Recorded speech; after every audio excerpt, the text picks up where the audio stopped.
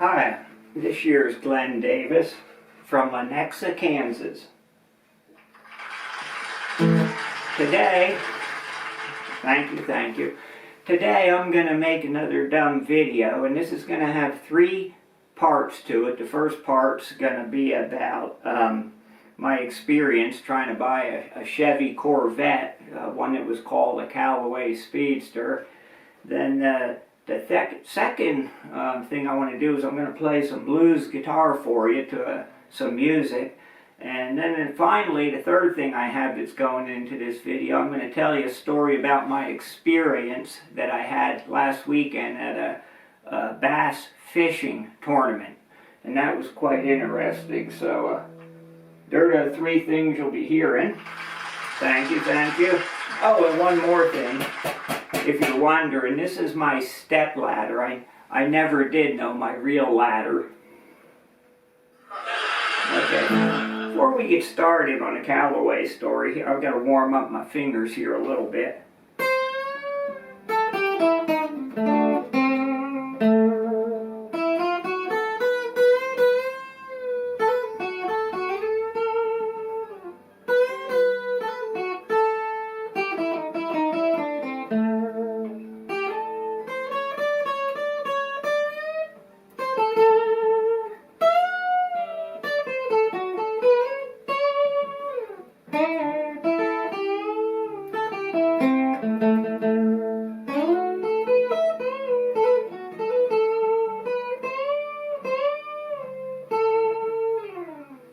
Okay, that's enough for that. And I'm going to get right to the Callaway story, but first I want to tell you just how crazy this darn world is getting. Just this morning, my neighbor came up to me, and he's got 3 dogs in his backyard that crap all over the place, and I guess I might have complained to him about the smell coming from there. So he said he'd make me an offer.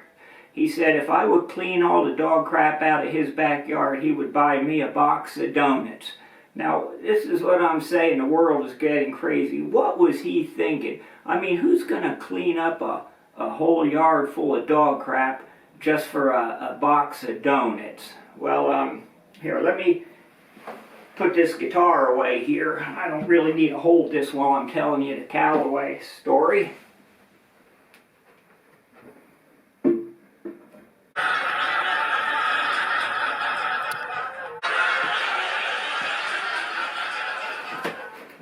Well, you know, actually, the more I think about it, this is a pretty good place to stop, and I'm going to show you a couple pictures of this car.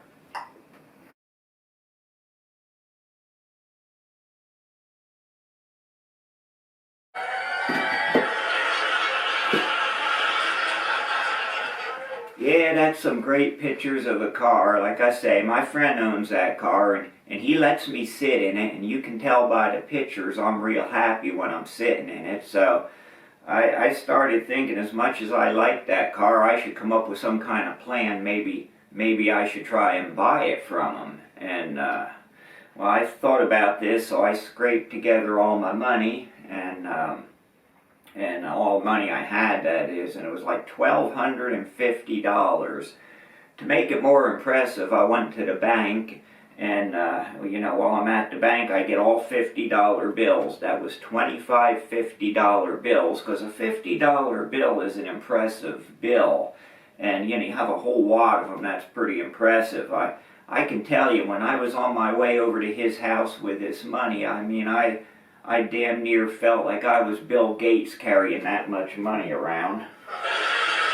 And anyways, I'm on my way over there, and I'm starting to think, you know what, I got to think of some things to say about this car, maybe make him more willing to sell it. So I start thinking, and I know that the car is in great shape, and you know, it's my favorite color, green, and it's a beautiful blue interior, and it's a leather interior, and I mean, this car has real leather, and not vinyl. This is real leather in the interior. So it's got a lot of good things going for it, but I keep thinking and what I can say, and well, what I come up with, I'm going to tell them that, well, you know, I know this car's in good shape, but it's still a 30-year-old car. And, you know, no matter how you cut it, it's 30 years old. And I'm going to be using it primarily to pull my bass boat around because it has a powerful engine. And that's one of the reasons I liked it, but it's still a 30-year-old car. The other thing about this car, but again, made in 1991, some fella named Callaway did some modifications for Chevrolet. And no matter how you look at it, it's not original. It's been modified, so that's not worth as much. And then it was never a very popular car, this particular one, this Callaway. They only made 10 of these Callaway Speedsters, so, you know, that meant it wasn't very popular if they only made 10. On top of that, you know, this car is number 1 of 10. It was the first one made. Now, I'm going to tell you, I don't know a lot about cars, but I'm no knucklehead either. I know if you're buying a car, you never want 1 of 10. That was probably the prototype, and you know, maybe they had more problems with that one. You want to get a higher number car when you buy one. I think everybody knows that. But the biggest thing about this car, why, you know, I think I should get a good price on it, it doesn't have a roof. That's right, no roof. I didn't know if you could see that in the picture or not, but can you imagine trying to sell a car without a roof? Yeah, you'd have a lot of trouble. If you're trying to sell it to somebody from Oregon or Washington or even England, you're gonna find out, what's the guy gonna think? He's gonna say, how am I gonna drive this car in the rain? He says, I'll keep one hand on the steering wheel, hold an umbrella with the other, and be trying to drive around. So there you go. You'd have a hard time selling this car. So, you know, I came with all that information loaded, plus when I got to my friend's house, I flashed out this wad of bills and I offered him $1,250. I thought that was a fair amount of money. Well, I could tell I shocked him showing him that many bills because he didn't say anything for a long time.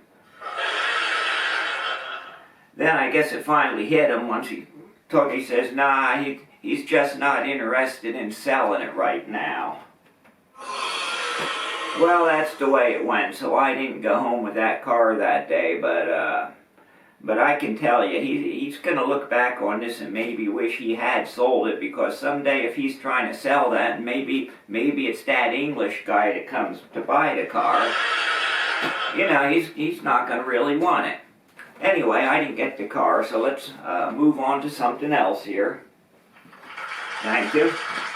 Okay, now we're going to take a crack at a blues song in 16-bar blues in the key of A minor.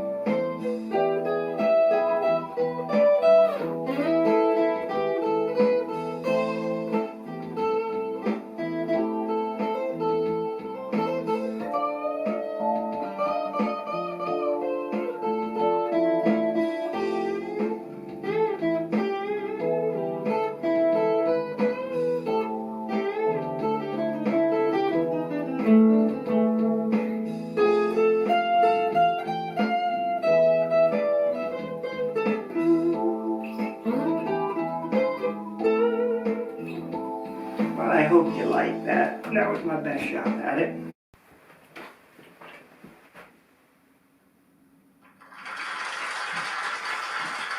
Okay, thank you. So let's tell you about my bass fishing tournament that I went to this last weekend. It was actually a 5-day trip. First 3 days, my buddy and I fished the lake just to find out where we should fish, and then the last 2 days was the tournament. But the night before the tournament, we're having dinner at this restaurant, and there's this young fella who lives in the area, was our waiter, and he was telling me, we got talking about fish, and he said he was going crappie fishing, and he caught a 3-pound bass right down by the docks down there by the restaurant. And I thought, you know, that was great. I told him, just kidding around, of course, I said, you should have saved that bass. You could have sold it to somebody in the bass tournament.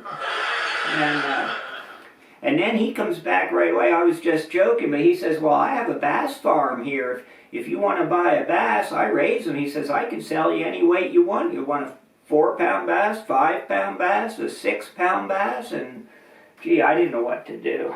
Spent a lot of time thinking about that. I was afraid to cheat in the bass tournament, but anyway, I went to see the guy, and make a long story short, I told him I'd buy a 5-pound bass from him.